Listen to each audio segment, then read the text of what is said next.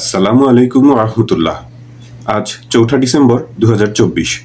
দর্শক, দেশের বহুল প্রচলিত সংবাদপত্রগুলোর প্রধান খবর নিয়ে বিবিসি বাংলার আয়োজনটি শোনার আমন্ত্রণ। ৩ মাসের ব্যবধানে মাংসের ভোগ কমেছে প্রায় অর্ধেক। বণিক বার্তা পত্রিকার শিরোনাম এটি।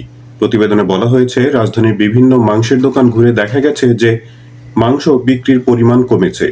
সরকারি পরিসংখ্যান অনুসারে ৩ মাসের ব্যবধানে মাংস উৎপাদন বা ভোগ প্রায় ৫০% কমেছে। প্রাণী সম্পদ অধিদপ্তরের তথ্য মতে গত জুলাইয়ে দেশে মাংস উৎপাদন ছিল ১২,২৫,০০০ টন। কিন্তু আগস্টের ছাত্র জনতার আন্দোলন ও নতুন সরকারের দায়িত্ব গ্রহণের পটভূমিতে মাংস উৎপাদন নেমে এসেছিল ৬,৪১,০০০ টনে।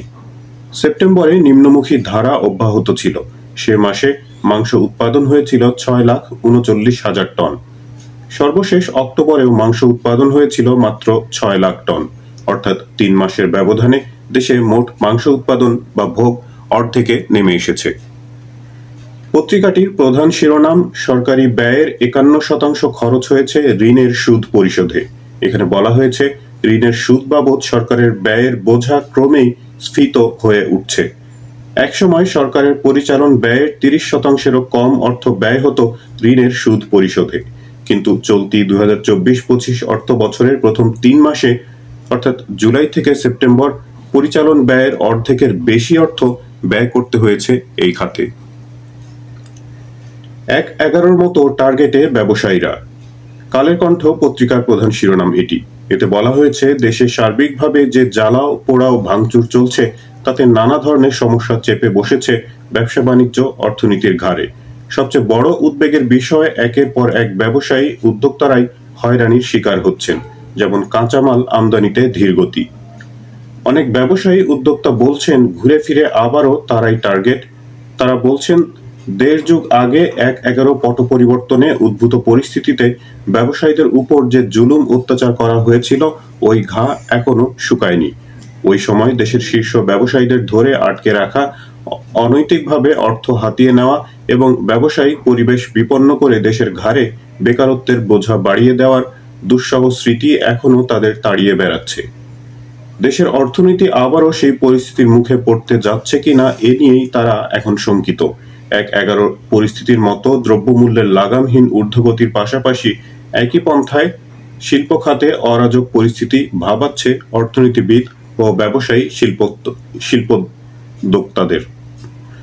অর্থনীতিবিদ ও বিশেষজ্ঞরা বলেছেন, ২০০৭ সালের ১১ই জানুয়ারি দেশের রাজনৈতিক ও অর্থনৈতিক ইতিহাসে বড় বাঁকবদল ঘটে যায়। সে সময় দ্রব্যমূল্য বেড়ে যাওয়ায় মানুষ ক্রমেই ক্ষুব্ধ হয়ে উঠেছিল। একই সঙ্গে বেছে বেছে শীর্ষ শিল্পোদ্যোক্তাদের হয়রানির মাধ্যমে দেশে ব্যবসার পরিবেশ নষ্ট করায় অর্থনীতি হুমকির মুখে পড়ে গিয়েছিল। আবারও সেই একই পরিস্থিতির পুনরাবৃত্তি ঘটুক, তা কোনোভাবেই কাম্য নয়। বন্দরে বাণিজ্যে বাধা। আজকের পত্রিকার প্রধান শিরোনাম। এতে বলা হয়েছে, বাংলাদেশ ও ভারতের মধ্যকার বাণিজ্য নিয়ে ভারত সরকার সরাসরি কোনো সিদ্ধান্ত না নিলেও দেশটির ক্ষমতাসীন দলের নেতারা বাণিজ্যে বাধা দেওয়ার হুমকি দিচ্ছেন। উগ্রপন্থীরা আবার কোথাও কোথাও বিক্ষোভ করে বন্ধ করে দিচ্ছে স্থলবন্দরের কার্যক্রম। এতে ব্যাহত হচ্ছে দুই দেশের মধ্যে আমদানি রপ্তানি। বাণিজ্য বিশ্লেষকরা বলছেন, রাজনৈতিক বিভেদ বা দূরত্ব থেকে বাণিজ্যকে মুক্ত রাখতে হবে। অনভিপ্রেত ঘটনার প্রভাব যদি আমদানি রপ্তানি নিষেধাজ্ঞার মতো পরিস্থিতির দিকে ঠেলে দেয়, ক্ষতিটা ভারতেরই হবে। কেননা প্রতি বছর বাংলাদেশ ভারত থেকে $13 বিলিয়ন পণ্য ও সেবা আমদানি করছে। এর বিঘ্ন ঘটলে ভারত সেই বৈদেশিক মুদ্রা থেকে বঞ্চিত হবে। অন্যদিকে রপ্তানি বন্ধ করলে সাময়িক সময়ের জন্য বাংলাদেশ কিছুটা চাপে পড়লেও আমদানির নতুন বিকল্প উৎস ঠিকই খুঁজে পেয়ে যাবে। তদুপরি অভ্যন্তরীণ উৎপাদন বাড়িয়েও তা মোকাবেলা করতে সক্ষম হবে। নিউ ইয়র্ক ভিত্তিক বাণিজ্য প্রতিষ্ঠান ট্রেড ইকোনমির তথ্য মতে ভারত গত বছর বিশ্বে $39.20 বিলিয়ন পণ্য রপ্তানি করেছে। তার মধ্যে বাংলাদেশই এককভাবে রপ্তানি করেছে $11.3 বিলিয়ন পণ্য। জাতীয় ঐক্য গড়তে প্রধান উপদেষ্টার উদ্যোগ। এটি মানবজমিন পত্রিকার প্রধান শিরোনাম। এতে বলা হয়েছে, প্রতিবেশী ভারতের সঙ্গে টানাপোড়েনের মধ্যে জাতীয় ঐক্যের উদ্যোগ নিয়েছেন প্রধান উপদেষ্টা অধ্যাপক ডক্টর মোহাম্মদ ইউনূস। এই লক্ষ্যে ছাত্র আন্দোলনের নেতা, রাজনৈতিক দল ও ধর্মীয় নেতাদের সঙ্গে ধারাবাহিক বৈঠক শুরু করেছেন তিনি। গতকাল ছাত্র আন্দোলনের নেতাদের সঙ্গে প্রথম ধাপের বৈঠকে মিলিত হন প্রধান উপদেষ্টা। রাষ্ট্রীয় অতিথি ভবন যমুনায় এই বৈঠক অনুষ্ঠিত হয়। আজ ঢাকার ফরেন সার্ভিস একাডেমিতে দেশের প্রধান রাজনৈতিক দলগুলোর সঙ্গে দ্বিতীয় বৈঠক অনুষ্ঠিত হবে, আর আগামীকাল ধর্মীয় নেতাদের সঙ্গে বৈঠকে বসবেন সরকার প্রধান। এসব বৈঠকের মূল উদ্দেশ্য দেশের শান্তি শৃঙ্খলা বজায় রাখা ও সার্বভৌমত্বের প্রশ্নে জাতীয় ঐক্যের বার্তা দেওয়া।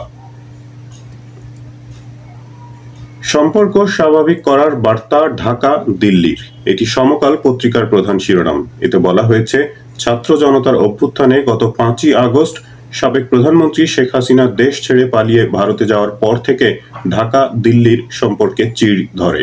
ধীরে ধীরে তা তিক্ততায় রূপ নেয়।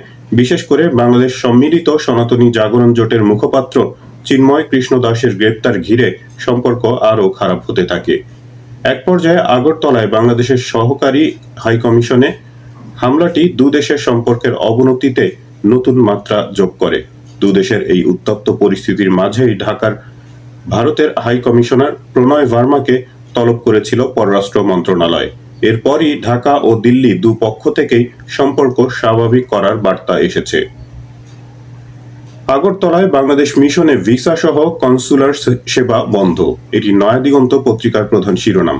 এতে বলা হয়েছে, নিরাপত্তাজনিত কারণে ভারতের আগরতলায় বাংলাদেশের সহকারী হাইকমিশনে ভিসা সহ সব ধরনের কনসুলার সেবা অনির্দিষ্টকালের জন্য বন্ধ করে দেওয়া হয়েছে। গতকাল থেকেই বাংলাদেশ সরকারের এই সিদ্ধান্ত কার্যকর হয়েছে। আগরতলায় বাংলাদেশের সহকারী হাইকমিশন এক বিজ্ঞপ্তিতে জানিয়েছে, নিরাপত্তাজনিত কারণে মিশনের ভিসা ও কনসুলার সেবা পরবর্তী নির্দেশনা না দেওয়া পর্যন্ত বন্ধ থাকবে। এদিকে স্থানীয় পুলিশের উপস্থিতিতে একটি হিন্দুত্ববাদী সংগঠনের হামলায় আগরতলায় বাংলাদেশের সহকারী হাইকমিশনে ভাঙচুর ও জাতীয় পতাকার অবমাননার প্রেক্ষাপটে গতকাল ঢাকায় নিযুক্ত ভারতের হাইকমিশনার প্রণয় ভার্মাকে পররাষ্ট্র মন্ত্রণালয়ে তলব করা হয়েছে। বিকাল 4টায় প্রণয় ভার্মা পররাষ্ট্র মন্ত্রণালয়ে পৌঁছে ভারপ্রাপ্ত পররাষ্ট্র সচিব রিয়াজ হামিদুল্লাহর সাথে প্রায় আধা ঘন্টা বৈঠক করেন। এ সময় আগরতলায় বাংলাদেশ মিশনে হামলার প্রতিবাদ জানিয়ে একটি প্রতিবাদপত্র ভারতের হাইকমিশনারের কাছে হস্তান্তর করা হয়। 4,000 কোটি জামানত রেখে 73,000 কোটি টাকা ঋণ, দৈনিক প্রথম আলোর প্রধান শিরোনাম এটি। এখানে বলা হয়েছে, নিয়ন্ত্রণ হাতে নিয়ে ইসলামী ব্যাংক বাংলাদেশ থেকে এস আলম গ্রুপ ও তাদের স্বার্থ সংশ্লিষ্ট বিভিন্ন প্রতিষ্ঠান 73,113 কোটি টাকার ঋণ বের করে নিয়েছে। এই অর্থ ব্যাংকটির মোট ঋণের প্রায় 50%। তবে এর বিপরীতে জামানত দেওয়া সম্পদের মূল্য মাত্র 4,359 কোটি টাকা। ইসলামী ব্যাংকে এখন নিরীক্ষা কার্যক্রম চলছে। পাশাপাশি কেন্দ্রীয় ব্যাংক ও বাংলাদেশ ফাইন্যান্সিয়াল ইন্টেলিজেন্স ইউনিটও তদন্ত চালাচ্ছে। কেবল একটি ব্যবসায়ী গোষ্ঠী যেভাবে একটি ব্যাংক থেকে বিপুল পরিমাণ টাকা লুটপাট করেছে, তা দেশের সবচেয়ে বড় আর্থিক কেলেঙ্কারি হিসেবে ইতিমধ্যে পরিচিতি পেয়েছে। এই লুটপাটের ঘটনা ঘটেছে তৎকালীন আওয়ামী লীগের প্রত্যক্ষ সমর্থনে। ইসলামী ব্যাংক সূত্রে জানা গেছে, ব্যাংক থেকে ঋণ বের করার ক্ষেত্রে আর্থিক খাতের আইন কানুন ও নিয়মনীতির বড় ধরনের ব্যত্যয় ঘটানো হয়েছে। এক বিজয় করেছ, আরেক বিজয় আসবে, বলছেন প্রধান উপদেষ্টা। এটি দেশ রূপান্তর পত্রিকার দ্বিতীয় প্রধান শিরোনাম, যা মূলত অধ্যাপক মোহাম্মদ ইউনূসের একটি মন্তব্য। গতকাল মঙ্গলবার সন্ধ্যায় রাষ্ট্রীয় অতিথি ভবন যমুনায় বৈষম্য বিরোধী ছাত্র আন্দোলনের নেতাদের সঙ্গে বৈঠক করেছেন তিনি। গতকালের বৈঠকে শিক্ষার্থীদের উদ্দেশ্যে তিনি বলেন, দেশের মানুষ ছাত্রদের উপর ভরসা করে, এই বিশ্বাস ধরে রেখো, হাতছাড়া করো না। তোমরা কখনোই আশাহত হবে না। তোমরা অসম্ভবকে সম্ভব করেছ, দেশ বদলিয়ে ফেলেছ, তোমরাই পারবে। মানুষের আশা তোমাদের পূরণ করতে হবে, অন্তত সে পথে তোমাদের অগ্রসর হতে হবে। এক বিজয় করেছ, আরেক বিজয় আসবে। তোমরা বারবার আমাদের মনে করিয়ে দেবে যেন আমরাও সতর্ক হই, সজাগ হই, যোগ করেন তিনি। সার্ভিস সিকার্স পেইড টাকা 1.46 lakh crore in bribes during Awami League rule.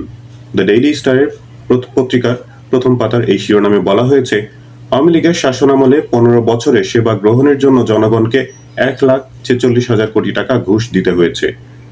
মঙ্গলবার ট্রান্সপারেন্সি ইন্টারন্যাশনাল বাংলাদেশ টিআইবি প্রকাশিত সেবা খাতে দুর্নীতি জাতীয় খানা জরিপ 2003 শীর্ষক প্রতিবেদনে এমন তথ্য উঠেছে।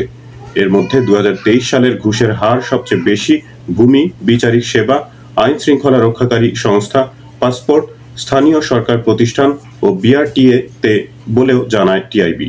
2023 সালে জাতীয়ভাবে প্রাক্কলিত ঘুষের পরিমাণ 10,902 কোটি টাকা, যা 2023-24 অর্থবছরের বাজেটের 1.43% ও জিডিপির 0.22%। দর্শক, আয়োজনটি এখন এ পর্যন্তই। আপনারা সবাই ভালো থাকবেন, প্রার্থনা সবার জন্য। আল্লাহ হাফেজ।